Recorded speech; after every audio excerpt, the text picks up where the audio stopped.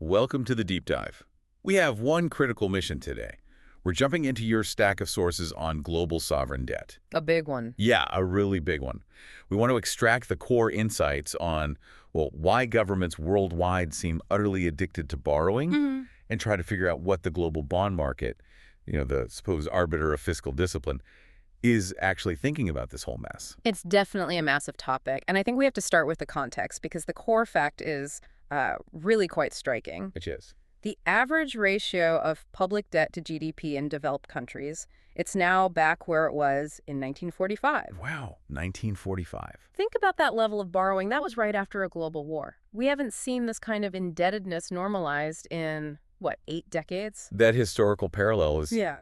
pretty sobering. But, 1945 was followed by that huge post-war boom, high growth. Can we assume the same path now? That's the question, isn't it? Because the political reality today, it seems, is that solving this exploding debt problem is considered, well, politically impossible. Yeah, that phrase comes up a lot. So we have this fundamental conflict.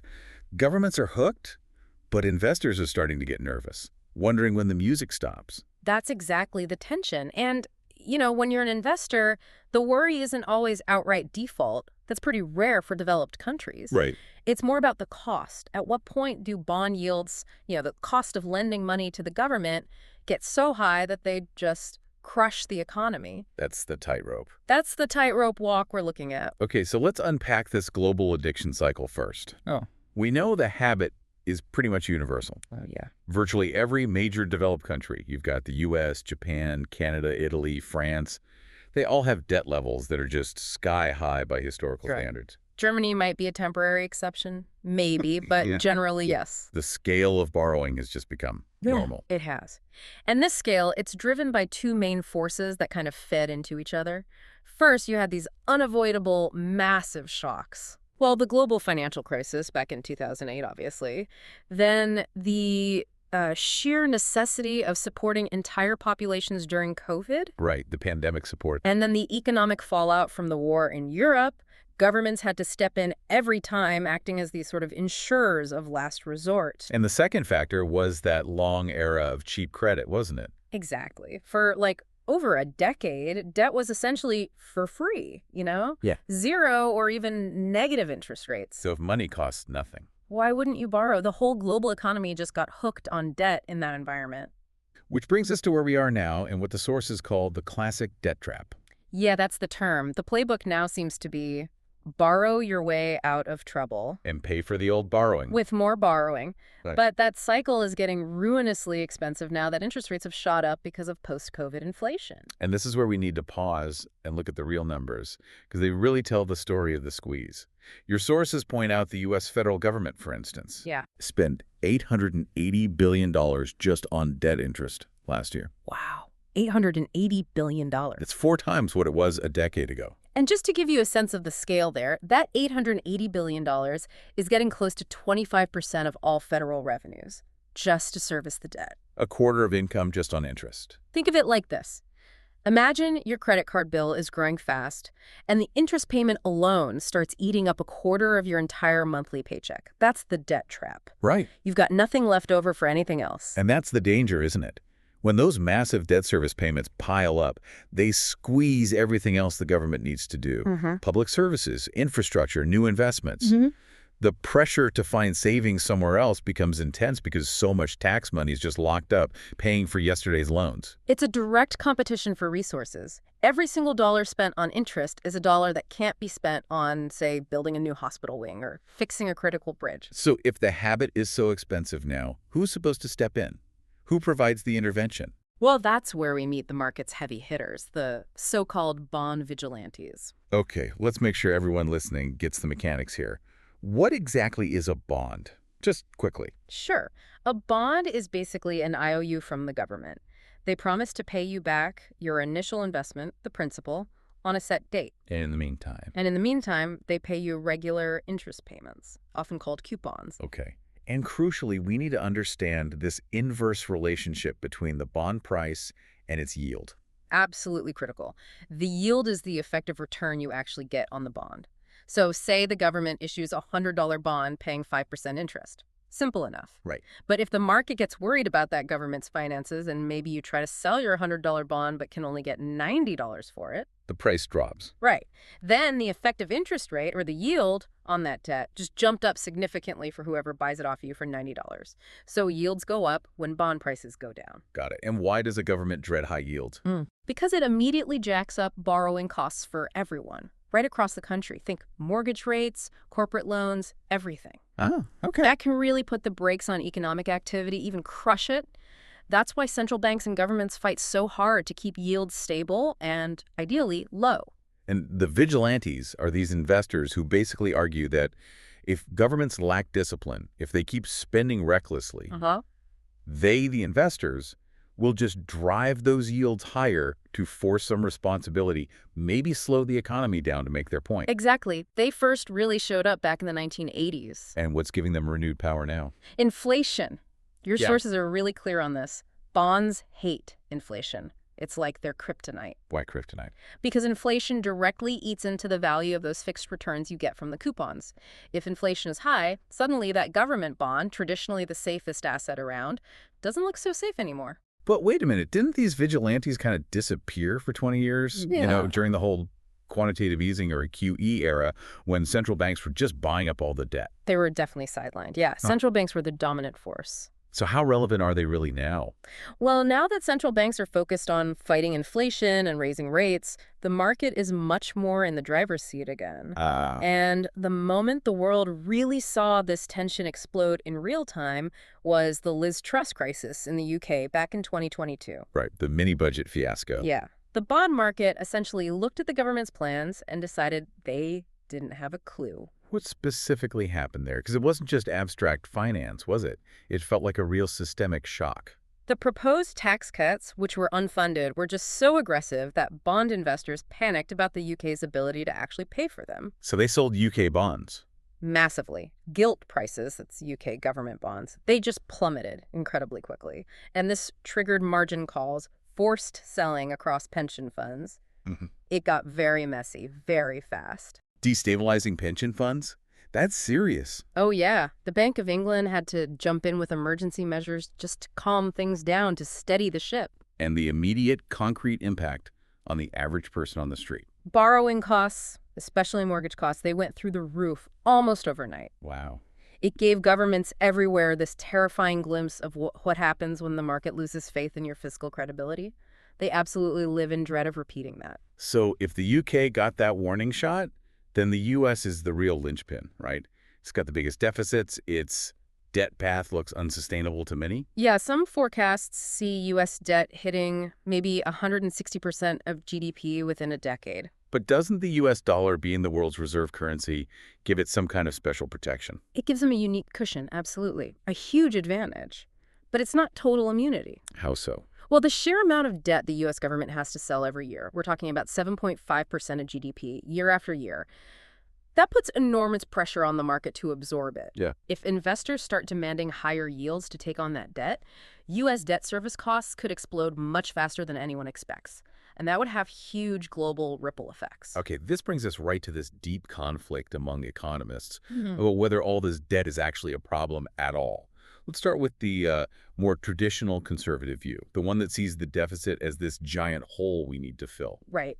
That view looks at the U.S. running this enormous deficit, around 6% of GDP right now, and they see it happening during peacetime with full employment, and they say that's extraordinary. Historically unusual. Yeah, historically, deficits that big are usually reserved for deep depressions or major wars, so they look at the standard forecasts and see, well, maybe not outright bankruptcy, but at least a severe drag on future living standards. And their solution? The typical proposal is some kind of bipartisan commitment to get the deficit back down to a more manageable level, say 3% of GDP, and stabilize it there. Okay.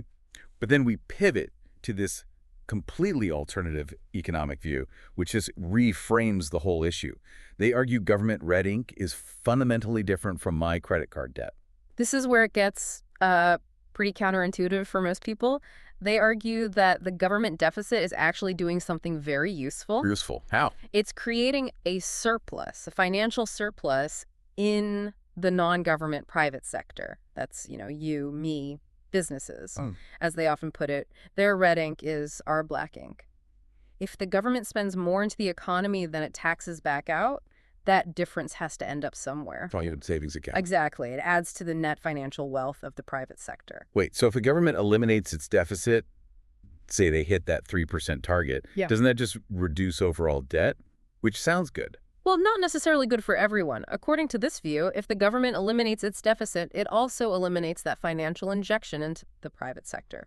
So if the private sector still wants to save money overall, which it usually does, but the government is now pulling money out of the system by running a surplus or a smaller deficit, then someone else has to go into debt to allow for those savings. Like businesses or households. Yeah, maybe businesses borrow less, maybe households take on more debt. The point is, the government deficit allows the private sector to save without itself having to borrow as much. That's why this suggestion is partly just linguistic. Linguistic. How so? Well, to reduce the panic, they suggest maybe we stop calling it the deficit and instead call it the government's net contribution to the economy. Reframing it. Yeah, recognizing it as something potentially necessary to support private sector savings. But, and this is crucial, what are the risks of that theory? It kind of sounds like we could just borrow forever. Doesn't it? It's a really powerful intellectual challenge to austerity, no doubt. But the big risk is inflation. If that government net contribution is too large, pumping too much money into the economy relative to what it can produce. Demand outstrips supply. Exactly. You get demand that outstrips productive capacity and prices spiral. And while they argue, you don't necessarily need to issue government bonds to match the deficit spending. You don't? Not in their theoretical model. But in reality, you do need to keep your overall debt level stable enough or growing slowly enough that lenders still believe you're credible. If the market thinks you're being reckless, they'll still push yields up, regardless of whether you call it a deficit or a net contribution. Okay, that's a really critical distinction there. It implies the problem isn't just the number itself, but maybe the market's perception of the policy choices driving that number. Precisely. It shifts the focus from just, is the number big or small, to what is the government doing with that money? Is it productive investment or something else? It turns it from a purely economic constraint into more of a policy choice about who benefits from the spending and who holds the resulting debt. Now let's look at some outliers that seem to challenge this whole crisis narrative. Starting with Japan. National debt well over 200% of GDP. Way over, yeah. Japan clearly shows you can have incredibly high government debt for a very long time without some kind of collapse. How on earth have they managed that? Japan has, well, a couple of unique ingredients. First, decades of economic stagnation and deflationary pressures. Which meant The central bank, the Bank of Japan, could keep interest rates exceptionally low, often near zero, through massive quantitative easing, or QE. QE again, the central bank buying up government debt. Right. Essentially, printing money to buy bonds, which keeps the market stable, and borrowing costs down for the government. Okay, that's one factor. And the second is this kind of unique, almost closed system of trust. Exactly. Who holds Japanese government debt? Mostly the Japanese people and the Japanese corporate sector. Domestic savings are immense. So they lend to their own government. Yeah, it's a highly trusting system. They've been prepared to hold government bonds at zero or near zero yields for years, even with some inflation, largely because they trust their own institutions and have few better domestic options. But the sources do warn that this Japanese model, while avoiding a crisis, comes at a pretty steep price. Currency depreciation. Oh, absolutely. It's been a slow bleed. If you held Japanese government bonds over the last, say, couple of decades, your sources note you lost something like 70% of your value compared to holding U.S. Treasury bonds. 70%. Well, Yeah. They avoided an immediate market meltdown, sure, but the long-term cost was this massive erosion of the yen's purchasing power on the global stage. And speaking of shifting landscapes, Germany, the longtime poster child for limited spending, fiscal prudence, the Schwarz Null. Even Germany is now sort of belatedly joining the debt party. Yeah, borrowing more heavily now. For defense, for infrastructure. This is actually a huge and quite recent change, and it really signals that even the most traditionally conservative developed economies are recognizing the need for significant public investment. Why the shift in Germany? Well, they're realizing they need that public sector boost to tackle sluggish domestic demand, years of underinvestment, and slow growth, especially for ramping up defense capabilities and funding the green energy transition. So even the safest bond market on Earth is starting to open the spending tabs. Seems that way. It shows how widespread the pressure is. Which brings us, I guess, to the final showdown. It's the vigilantes versus the central banks. Yeah. How does this cycle eventually end? Does the market win, or does the government ultimately have the upper hand? Well, the consensus among quite a few experts is that a really determined central bank can always override market pressure if it wants to. Always. In theory, yes. They can move yields wherever they need to, just as the Bank of Japan has effectively demonstrated for years. They have the ultimate power to print money and intervene. And there's that radical prediction, pulled from history, that the vigilantes will be assassinated. Metaphorically, of course. Metaphorically, yes. It's not hyperbole, though, in the sense that it has happened before. After World War II, governments faced similar massive debt levels. And what do? They simply dictated the terms. They used regulations and captive audiences, essentially forcing people and institutions to buy government bonds at interest rates locked far below the rate of inflation. It's called financial repression. So the market didn't set the terms, the state did. The state did. It prevented a debt spiral that way.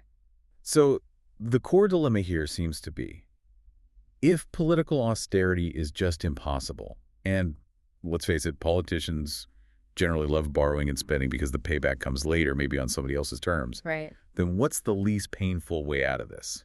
Well, some argue the least worst option might be to inflate away the debt, but do it by stealth over many, many years. How does that work? You allow inflation to run consistently just a bit higher than interest rates. Over time, that slowly erodes the real value of the outstanding debt without causing a sudden panic or default. But hang on, if inflation is expected, don't bond yields just go up to compensate for it? Doesn't that neutralize the effect? Exactly. That's the catch. It only really works if the inflation is unexpected or if you can somehow repress interest rates like they did post-WWII. Which is why the final warning in your sources seems to be about what happens if the U.S. bond market actually does break, especially if, say, a future administration finds itself at war with the Fed. Yeah, if they try to undermine the central bank's independence, try to force it to monetize debt recklessly. What's the predicted outcome then? The nightmare scenario is high interest rates and high inflation simultaneously, stagflation maybe. And ultimately, inflation does the job of wiping out the real value of the debt, but in a chaotic and painful way. That's what makes bond investors very worried. Okay, so let's try to summarize the key tension here for you, the listener. Government debt isn't inherently evil or bad, right? It's actually a fundamental feature of a modern financial system. Right. It provides safe assets, facilitates transactions. The risk seems to lie entirely in the rate of increase. How fast is it growing?